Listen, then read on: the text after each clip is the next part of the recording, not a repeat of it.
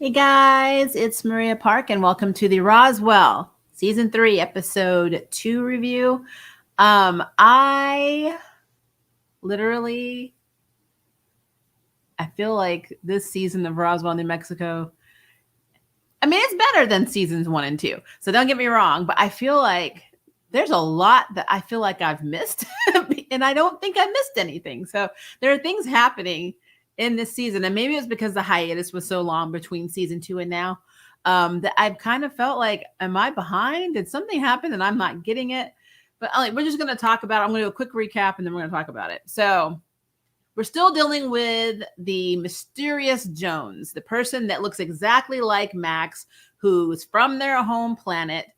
We did get to see like a cute little visual of like this like alien, it looked like a lizard or like some kind of creature that evolved into like this flying thing, and it looked like it had like a bunch of neon like rainbow color lights when they were describing the planet. So we got to see that, and then we got to see, of course, Michael and Isabel's mothers in underneath, like I guess they were underground in like this cave, which I thought was very appropriate that in Roswell, New Mexico, their pods are hidden in caves. So he basically breaks down this whole hierarchy of the world, where there's like this one being from their planet that is like omnipotent. Apparently he can walk through fire and not get burned. He's pretty much their version of God.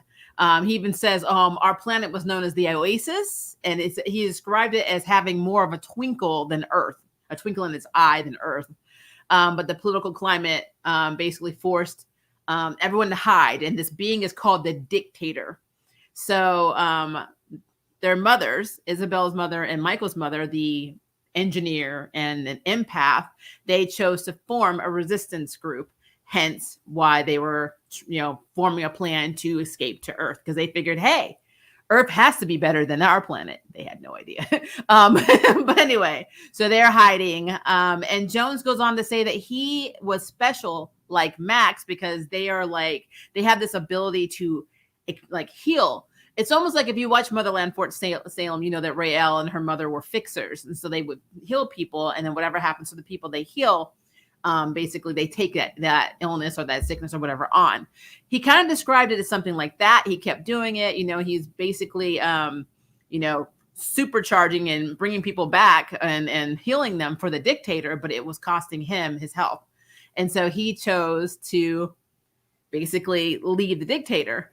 At the same time, he's also claiming that Isabel and Michael's mothers are the ones that actually created, Max through taking Jones's DNA and growing him basically in a test tube situation. And then they chained him to a wall, and that Jones was actually going there to save him. And in the flashback that Max has, he does see himself chained to a wall as a little boy. And he does feel like he trusted Jones, and that Jones was there to save him from Isabel and Michael's mothers. So I don't know what in the hell is going on now. This is all weird. And honestly, this could be something that's concocted by Jones. He could be in their heads because we don't know the scope of his powers. He could have Isabel's ability to mind travel or mind dream or scope in your mind.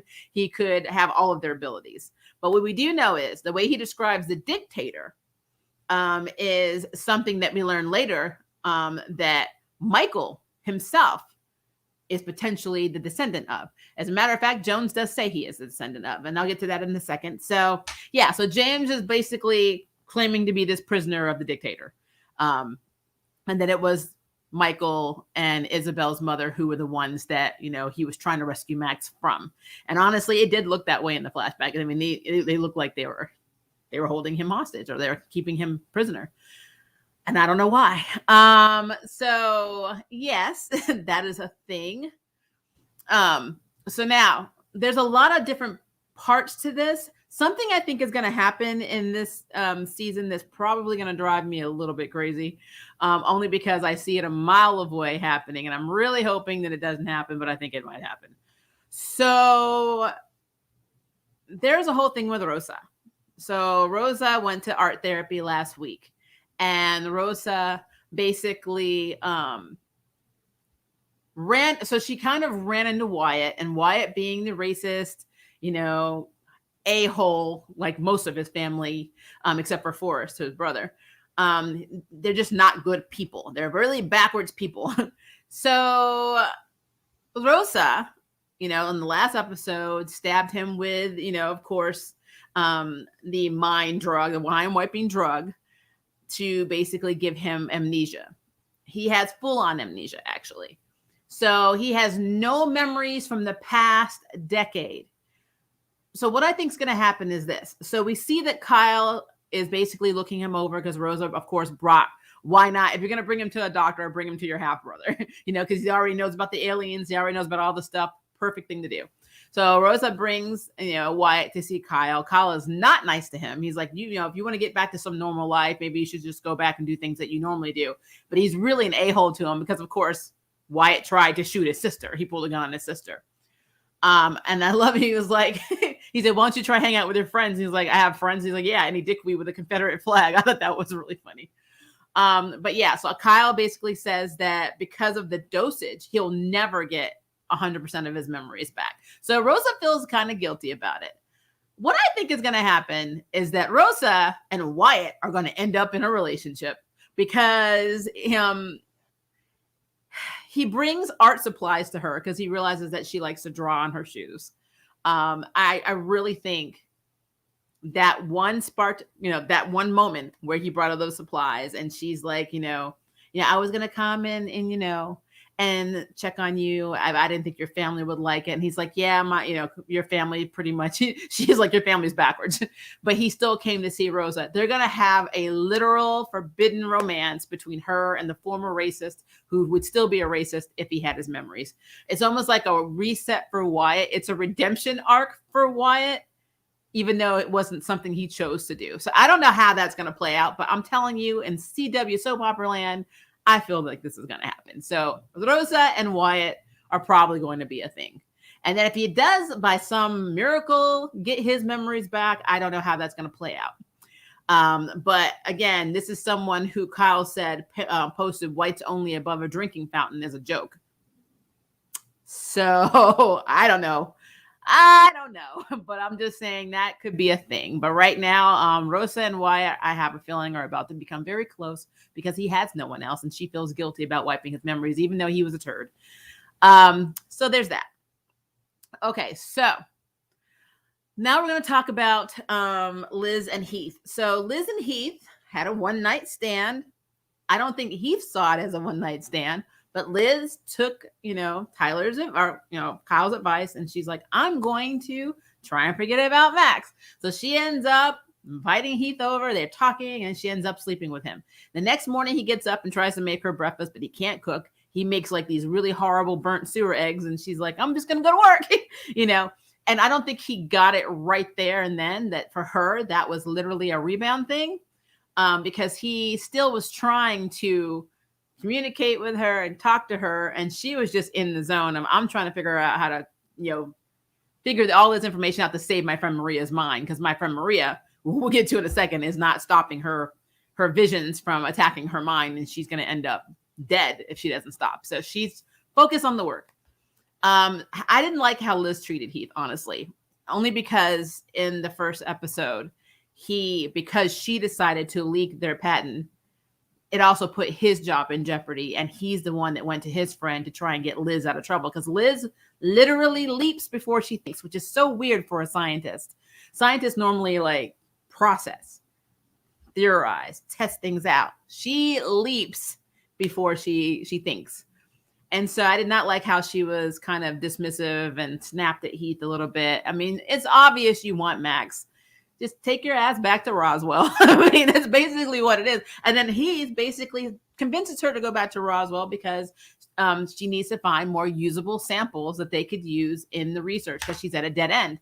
Because all of the research she had before from Noah, Max basically destroyed. So she needs to get new samples, which means she has to go back home. And Heath is the one that convinced her to go, which is, it is what it is. On top of that, Max wakes up with a really pretty singer. I think her name is Anatsa, Anatsa, A-N-A-T-S-A. I butcher names, guys. And she's reading like this manuscript that he wrote. And I'm like, he isn't even upset. She's like, oh yeah, I was hooked 3 sentences in, and then she thanks him for sleeping with her. And she's like, well, see you later. I'm like, that's a one night stand right there. Although I do think we're probably going to see more of her, honestly, because I don't think they cast her just for the one fling scene. So I don't know. I don't know if Heath and Anatsa are going to be the love triangles for both Liz and Max, or the roadblocks to getting back to each other. I don't know what they're trying to do with that. But it's a thing. It is a thing. So yeah. So as it stands, Liz is now coming back to Roswell. By the end of the episode, we actually see her arrive with her and Max staring at each other like we're looking at a K-drama. When you ever watch K-drama and people just stare at each other for like 10 minutes while the music's playing, that's literally what happened. Just saying. I will say though, I do love the chemistry between Liz and Heath. And Heath really seems like a cool guy. So, but we all know Liz and Max are on the posters for Roswell, New Mexico. So they're endgame. Now let's get to the weird stuff here. So Maria. Oh, Maria. My namesake has lost her damn mind. So she is like, I'm having a vision, but I can't see the vision unless I'm in fear. I mean, what got me is that she literally had the crap beat out of her by guys dressed in alien masks who stole money from her bar. They beat her. She's sitting there holding ice to her head. She doesn't want to go get checked out. The only thing she wants to talk about is the vision, not the people that robbed her, not the people that assaulted her. Just the vision, because someone's going to die and I need to know who it is. And she now knows that it wasn't Max because Max was there. So who is it? So she's like, I need to have vision. And Kyle's like, you need to go to this thing called the hospital because you may have a concussion from having your ass beat. I'm like, she's like, no, I need to do this. And I'm like, oh, okay. I'm like, I would really love to dissect Maria's brain. I want to know what it is about her that makes her lack common sense. So I don't like how they write her. I'm gonna be real with you. So she decides she'll go to the doctor after Max and Kyle are both, double teaming her. But first she needs to go to the crash down, meet me on the roof. So they go there and she's like, I'm gonna jump off the roof. And Max, you're gonna catch me because I realize that I have visions when I'm scared. And he's like, no, because I have a weak heart, and I can't physically catch you right now. And she's like, well, that's going to make me all the more fear for me. And in my mind, I'm thinking this, and I'm sure anybody else who watched this episode, I'm thinking, if your brain hits the concrete and splats because you're dead, how are you going to solve this? How will you solve said vision when you are dead, Maria? But cray. So she climbs up there, standing on the edge, and Max tries to call it in, and he fries the radio because with his powers, because he has no control. And Kyle's like, what the hell? Do you really want to trust Max, who can't catch you, to catch you right now when he can't even stop from blowing up the radio? And she's like, it's fine. And then she just jumps. And if Michael had not seen her and caught her, she would be dead. And then when he catches her, she goes off on him. She's like, thanks a lot, Garen. I'm like, yes, Garen. Thank you for not letting her brain splatter across like the sidewalk outside of her best friend's restaurant. She literally is like, I wanted Max to catch you. And Michael's like, if Max tried to catch you, he wouldn't be able to. He'd be throwing up his lungs, his everything. And she's like, that's what I needed. I needed to fear. I'm like, there's a difference between fear and suicidal. There is something wrong with you. And then she tells Michael, have you ever, realized that you're the only one that doesn't have limits to their powers? And then she like stops up and she also implies, I'm not like you, Michael or Garen. I can't just sit at a bar stool and just ignore my problems. And I'm like, what happened? Who pooped in your Kool-Aid? I'm like, what? You broke up with him. Guys, I don't know what the hell is happening with Maria. I'll be real with you. I understand that you think someone's is murdered and she sees herself saying, it's all my fault. So she feels like it's her obligation to figure out who's going to be murdered. But it's like, how are you going to accomplish this if you're dead? I just don't understand the logic. Why are they writing this character who season 1 was like the voice of reason a lot, especially for Liz? And then you have her now, and she's like completely insane. Like, she's not practical. She does not think logically.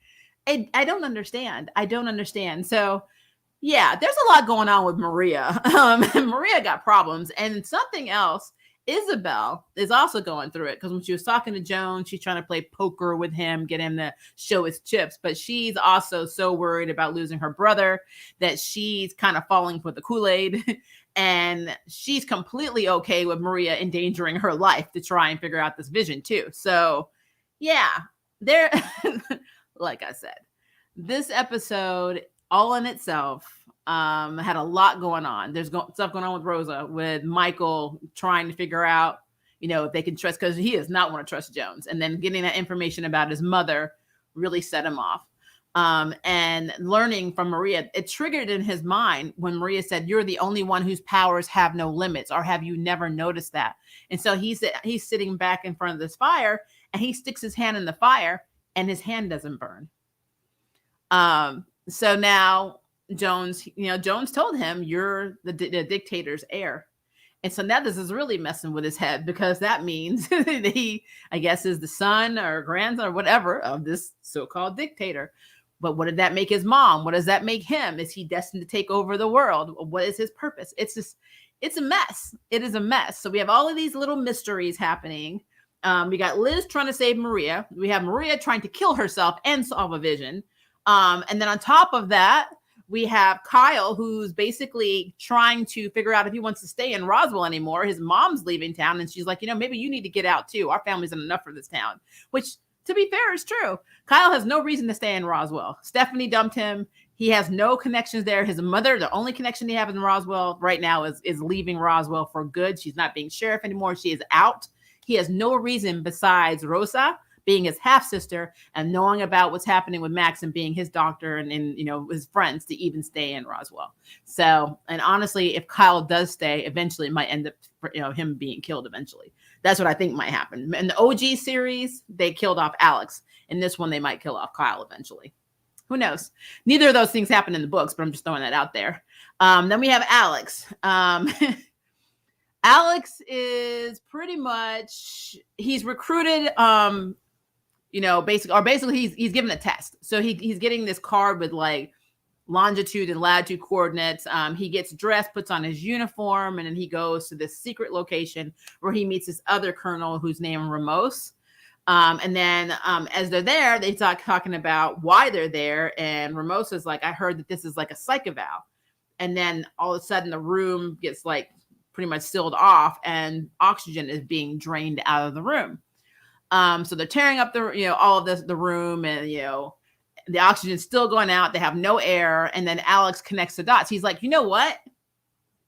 You're not really a colonel in the military, in the Air Force." He's like, "I know what the badges look like in the Air Force. You have one too many stars." And he was like, and Ramon was like, "Crap."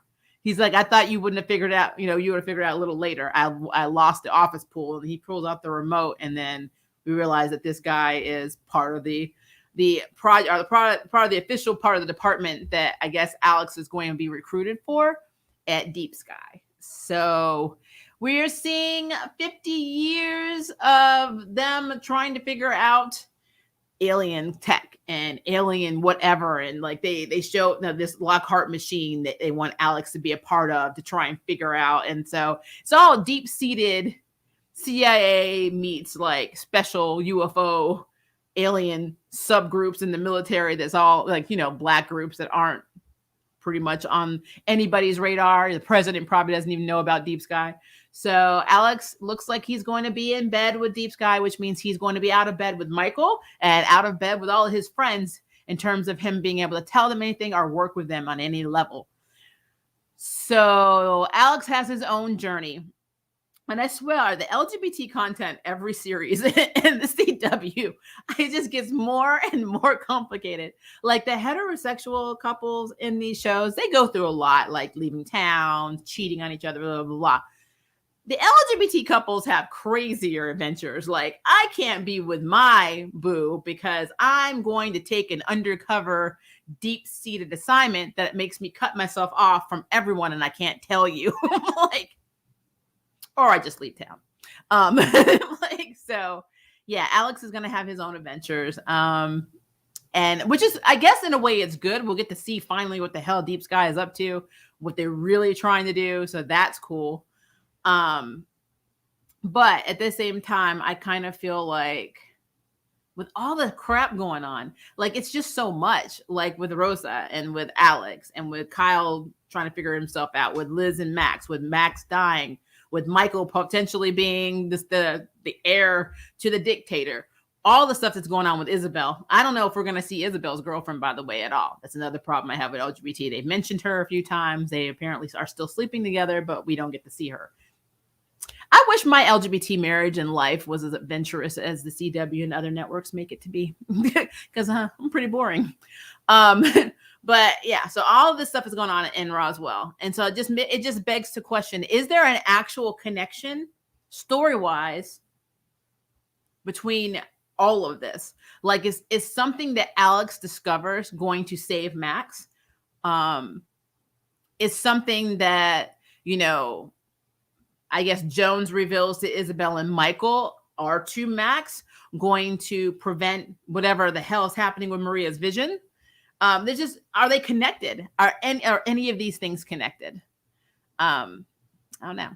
So yeah, that's where I always feel like with Roswell, New Mexico, it's the one where I could have as many theories as I normally do with all my other shows and movies that I do, but I'm still always going to be a step behind, because I feel like even though I've seen every episode to date, I always feel like I'm missing something, and I don't know why. So it's a thing. It is a thing. I'm not enjoying season 3. I have question marks, because there's just a lot to process, a lot going on. Every character has something immediately going on. So yeah, so there we go.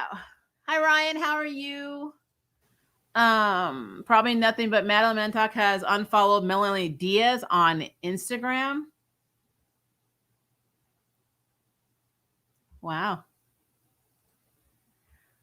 I feel like Maria is going through a lot this season. I do too. I feel like Maria is, I don't know, they write her weird. I hate to say it that way. They write her incredibly weird. She was always the one that would do yoga and meditation and like had essential oils. And now she's just like, yeah, I'm just going to leap off the roof. I'm like, I know that potentially Max can't catch me and I might be killing myself right now, but I need to be scared. And I'm like, there are other ways to be scared. Do your taxes. I mean, I'm sorry. You don't need to jump off a building for that. That's just crazy to me. There's something wrong with Maria that makes her this driven to always get these visions when she knows that it's destroying her mind, because she made the decision to not, basically to not, block her visions last season. I mean, this was an intervention that Michael tried to have with her, and she literally broke up with him. And I think that is why she broke up with him, because he kept saying, I don't want you to do this. And so she's like, well, you know what? We're never going to work out anyway. That's what I think is happening with that. That is why she decided to break up with him, because I don't know if it makes her feel less isolated. It makes her part of the crew. She felt left out last season, being the last one to realize about the aliens, or being told about the aliens. I don't know. But these visions that she's having make her feel special in some weird way. And I think without them, Maria doesn't know who the hell she is. And I think that is her main issue. She doesn't feel special without them. So there's that. I don't know. I feel like they need to do something with her. They need to have an intervention with Maria. I wish we would get a promo. Yeah, they don't do promos anymore for Roswell anyway. I don't get it. I saw one for the Republic of Sarah, which actually aired after it. We got to see a preview for that one. I don't know why we're not getting promos for Roswell, New Mexico. That is really weird. We would get them for Charmed, but sometimes we wouldn't get them from other shows. Like, there are other shows that I watch on CW that would have zero There's zero trailers. I have no idea why. Um, it's weird. It is really weird. I started the series from the pilot today. Watched the OG when I was younger. Something to fill the charm void in the meantime. Yeah, my first ever introduction to Roswell was literally the books by Melinda Metz. I absolutely love the books, and that's why if you've watched the OG, Roswell TV series, people are always like when they started doing this one, everyone was like they're having an agenda. They're making Liz Mexican, and I'm like, no. Liz was actually Liz Orteco from the very first conception of this story by the writer. She has always been Mexican American. So I always found it interesting that people who are not, and this happens all the time. People look at an OG TV series and sometimes they don't realize that there's actually something that is based on. Case in point, The Vampire Diaries. Completely different than the TV series. There's a lot of elements, obviously, to this show, to New Mexico, that are completely different to the book series. So in the book series and in the OG TV series, the one thing that's always been canon is Michael and Maria. They are canon. But in this version, they've completely tossed that out the window. Now, I'm in the LGBT community. It doesn't bother me that they decided to make Michael bisexual, but I guess what bothered me, and I said this in my last week's review, it bothers me if you're going to have a bisexual character and you're trying to have representation, then don't do the one thing that makes people look at us, like we are not good. And that is have a threesome, just randomly have a threesome. It's like, that is the one thing as a bisexual, you're always accused of having your cake and, and your icing and eating them both. It's like, I loved Maria, or I was with Maria, but I also love Alex. So how do I express my love for these two people? I sleep with them both simultaneously. It irritated the hell out of me. It still irritates the hell out of me. And so when we talk about shipping our relationships in Roswell, New Mexico, I stand behind Max and Liz. I would stand behind Michael and Alex, or Michael and Maria. I do not stand behind Michael and Alex and Maria. And that is just such a weird creative choice to claim representation and to be biphobic in the same episode. So it's a thing. It is a thing. But yeah, it does fill the void a little bit for Charmed. I'll give you that. I like this show. It is a good show for the most part. Have you seen the official trailer for Why the Last Man? I saw it last 2 days ago. No, I don't think it was the official trailer. I think it was a teaser that somebody sent me. So maybe not. I'll have to go back and look. I know I saw a teaser for Why the Last Man. I don't know if I've seen the full trailer though. So that is a good question. I don't know. Right now I'm getting revved up because, I'm a review channel and I try to keep up with all of the movies and stuff coming out, but the Suicide Squad 2 is coming out tomorrow. I got to watch it. And then at the same time, the L Word Generation Q premieres tomorrow on the Showtime app. So not on the TV, but if you have Showtime on the app, you can watch it tomorrow. So there will be a live stream at some point tomorrow for the L Word. I wanted to set it up early, but I can't figure out what time. If they posted at 5 a.m., I'm probably going to do it around like 11 or 12 my time. So we will, hopefully it'll be before 2 p.m. Let's put it that way. If not, it'll end up being an evening one. So we'll see. But yeah, L Word Generation Q. I am excited because we also left out on a crazy place. So yeah. Do you ever follow AHS? What is AHS? I'm like, is that American Horror Story? Because if you're talking about American Horror Story, I have not watched the new episodes on Hulu, but I used to watch it religiously when it used to air on. I forgot what did it air on? I don't think it was HBO. It's definitely a cable channel, but I used to watch some of the old American Horror Stories.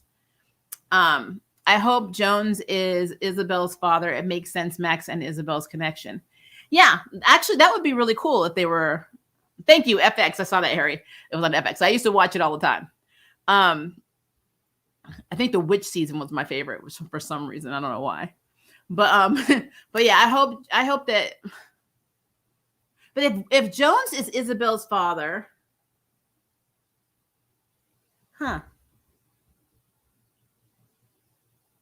God, that would be really cool, actually. I don't know how they would have got together because honestly, I don't know why they didn't try and figure out who their fathers were. Did they ever mention their fathers in season 2? I know they were always talking about their mothers. Did they ever say, "Well, who's our daddy?" It's like we just don't care. Like, but yeah, Jones being Isabel's father would be interesting and weird. Like it's like my brother and my father are identical, but yet somehow. Well, I guess technically Max was created from his DNA. So if you really look at it that way, if it's true that, the scratch on his neck created this test tube clone, then he could essentially be considered his father because he did come from the original. So that's such a weird thought. Such a weird thought. And then how did Nora and them like meet Jones initially? I mean, did they run across him? Like I said, there's so many questions. We don't have enough exposition on their planet. Because even though they started a resistance, we've only seen the two mothers, Jones and Max, when he was a little boy in the flashback. We never saw anybody else from this planet. Why did they make a ship and only take the children, and then, of course, the two mothers, Jones, to Earth and leave everybody else behind? If they had a resistance, wasn't the ship big enough to take more people? Did they take more people? I mean, I have questions. And I don't know how to get any answers. I'm really hoping that this is outlined, like they're outlining this in the writer's room, and this is not just writing it, at the seat of our pants, episode by episode, because then we're going to get a lot of plot holes and it's going to tick me off. So it's a thing, I guess. But I will say, I think the only person in all of Roswell, New Mexico right now that has his head on straight is Kyle. Kyle is like, because I mean, even though Rosa's doing really well, she's always scared she's going to slip up one day and ruin her entire life. Maria is probably the least stable person, which is funny because Max is the one that's dying, but Maria is the least stable person in the whole season so far.